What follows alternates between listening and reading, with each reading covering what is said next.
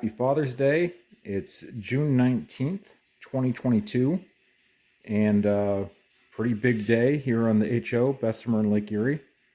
I am finally able to run the loop on the first deck. I'm calling this lower deck down here the sub deck just to avoid confusion. And the second deck I haven't even started building yet. And so we've just sort of short-circuited the helix now at XN with the interchange with Erie, but thought we'd go run an ore train here. Don't have all the loads in, but close enough.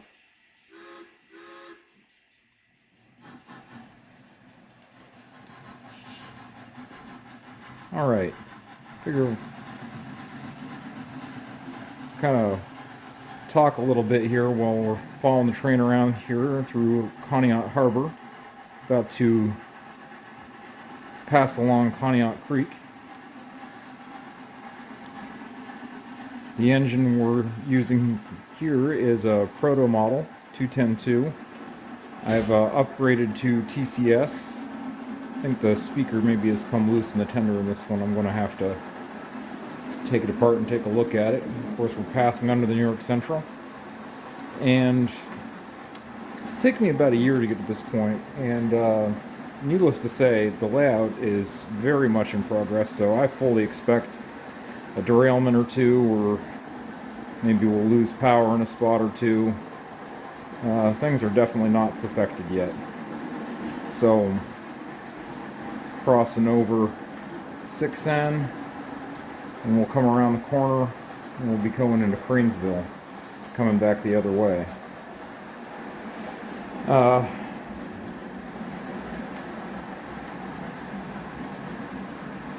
I noticed that we passed 100 subscribers to the channel here, and that's just awesome. And if you're new to the channel, then I definitely am not a YouTuber. I don't try to make my videos all beautiful and edited. This is just it's a video scrapbook of my work that I've done down here, and trying to have something I can look back on, share with my friends and family around the country. Of course, this will be coming into Cranesville Yard now. But I do have some guys out there that have really inspired me over the last few years. This layout is largely inspired by two guys. One is Rock Island Modeler, R.I. Modeler.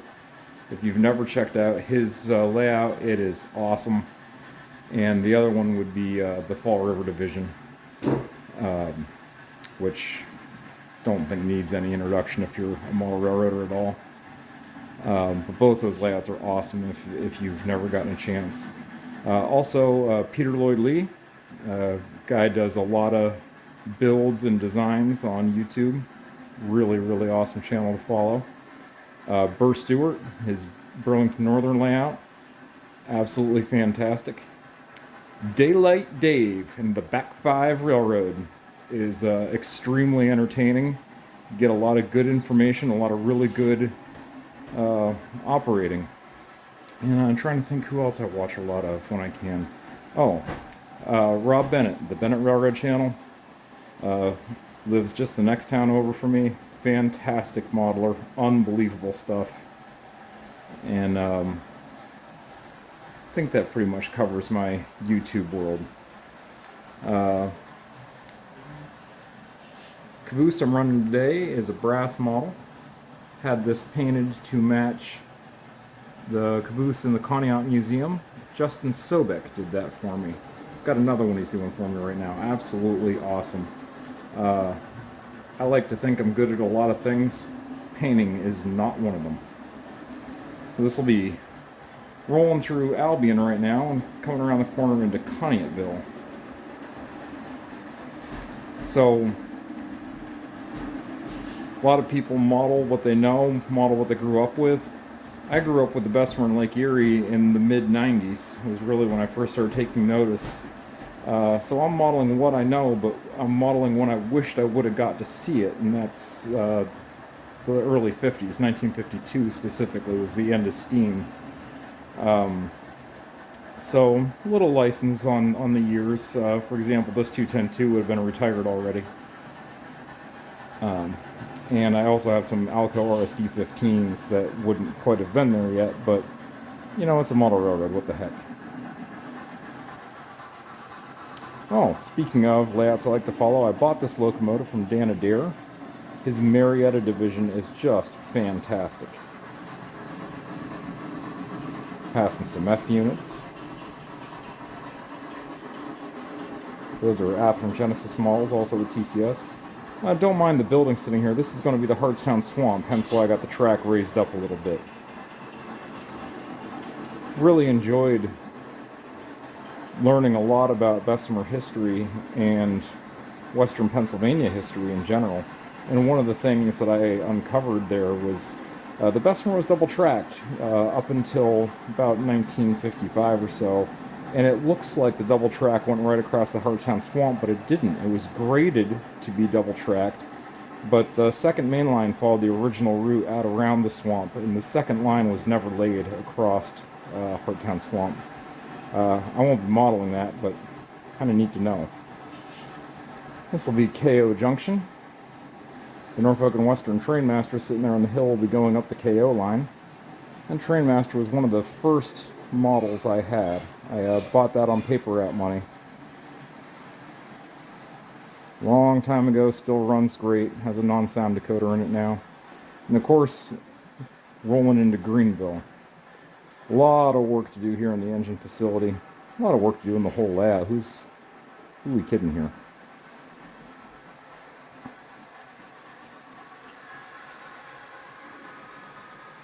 But the roundhouse is getting there. Got to finish up some roof yet. Got to finish up the lights. There's so much to do. But really having a lot of fun.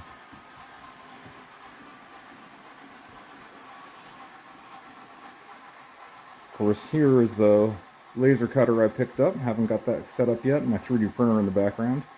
I really like making stuff. And the black and white picture there was my great uncle, Ray Hubiak. Kind of one of the people that got responsible for getting me into trains. Transfer table under construction there. Rolling into Greenville. You can kind of see I'm planning out the Main Street scene here. And Greenville Depot. Modeling 1952 allows me to model the Bessemer passenger service, which really, I think, is going to be a lot of fun. Bridge 38. And Shenango Yard will be off to the right, with the KO line continuing to climb in the background. And it'll start onto the Osgood Viaduct as it comes around the corner.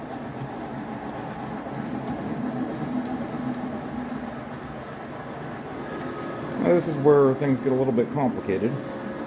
This is now the south end of Shenango Yard. And normally the train would enter the helix, go up the second level, and run the whole south end of the railroad. But since the helix isn't built here at XN, we're going to take this diverging route.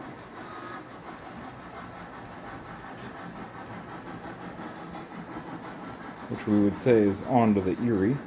And of course, you see my tools just out all over the place. This is the reality of model railroading. It's intense and it's messy, and yeah, I guess I could clean everything up, but gosh, I want a record of what it was really like when I was building it.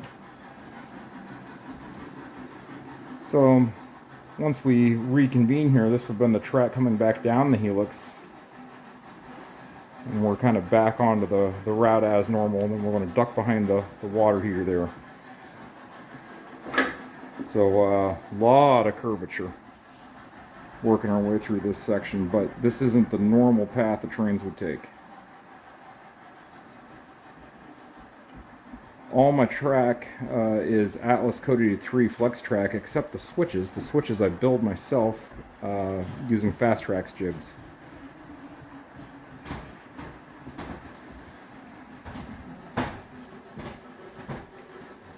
The wall here, I actually built that little jut out to hold my water filter and whatnot, and a plan for the railroad to cut through it.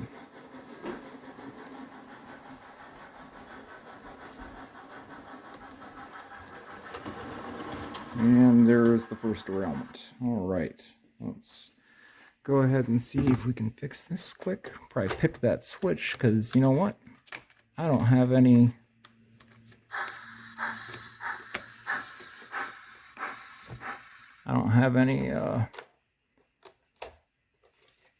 ground throws or anything else yet on the switches, so you'll forgive me for that. Didn't quite make that hook. All right, here we go. Did we get it all? No, we did not. Probably a good time to talk about the layout is broke into circuit breakers in several sections, so if I have a short, I don't lose the whole layout. All right. Literally just got this done today, so the only thing holding switch points in place is friction.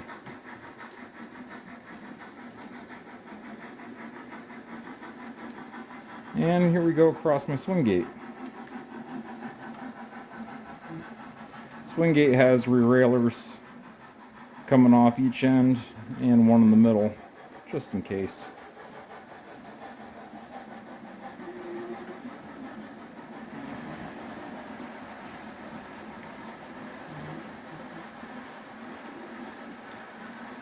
And this will be the 14-foot Allegheny River Bridge.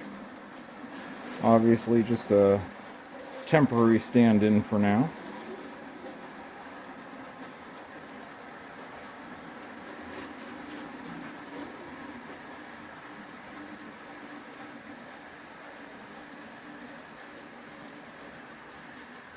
Grove City will be above this scene on the second deck.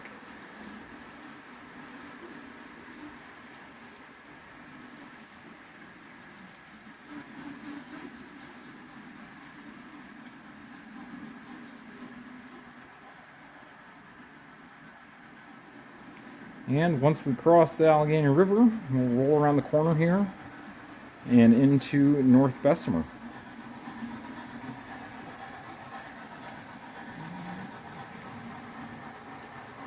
I have a beautiful brass 010-2 that will be painted for Union Railroad 304, and that is an all brass back shop. Mark Guffey's working on that for me.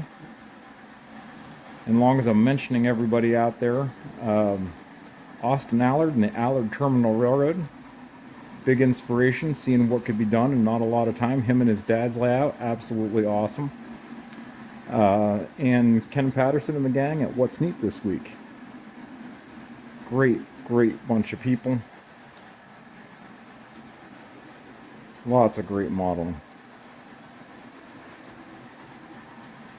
And that's pretty much the end of the run.